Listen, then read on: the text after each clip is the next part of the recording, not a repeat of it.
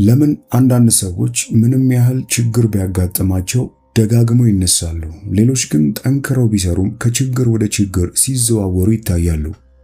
ለምን አንዳንዶች እድል ሁልጊዜ ከጎናቸው ያለ ይመስላል፣ ሌሎች ደግሞ እንደምንም ቢሞክሩ የሚፈልጉትን ማግኘት ይከብዳቸዋል? የሰዎች ዕጣ ፋንታ በእድል ይወሰናል ወይስ ብዙዎቻችን የማናውቀው የህይወት ህግ አለ? ዛሬ እንደ እውነት የምታምነው ነገር ሁሉ ህይወትህን እየቀረጸ እንደሆነ ብነግርህስ? የምትናገረው ቃል፣ በልብህ የምትይዘው ምስል፣ በውስጥ የምታምነው እምነትና በየቀኑ የምትደግመው ሐሳብ የነገው ህይወትህን እየገነቡ እንደሆኑ ብታውቅስ ምን ታደርግ ነበር? አብዛኞቻችን ህይወትን እንደ ጦርነት እንመለከታለን።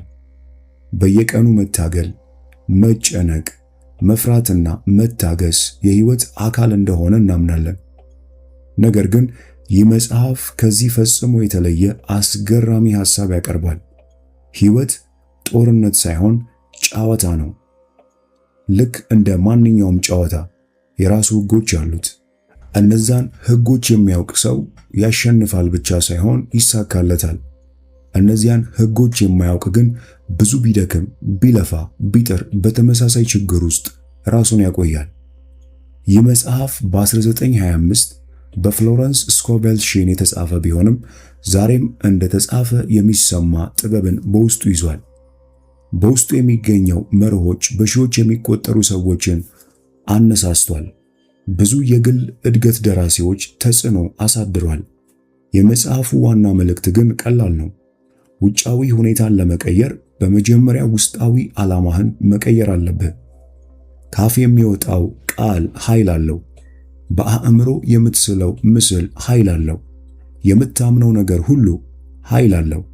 እነዚህ ሦስቱ ነገሮች በአንድነት የህይወትህን አቅጣጫ ይወስናሉ። ምናልባት ይህን ስትሰማ ጥያቄ ሊፈጠርብህ ይችላል።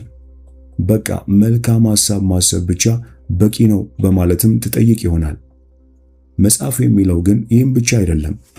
የሚያስተምረው ነገር ሐሳብ፣ እምነት፣ ቃል፣ ተግባር አንድ ሲሆኑ ከፍተኛ ለውጥ እንደሚፈጠር ያምናል።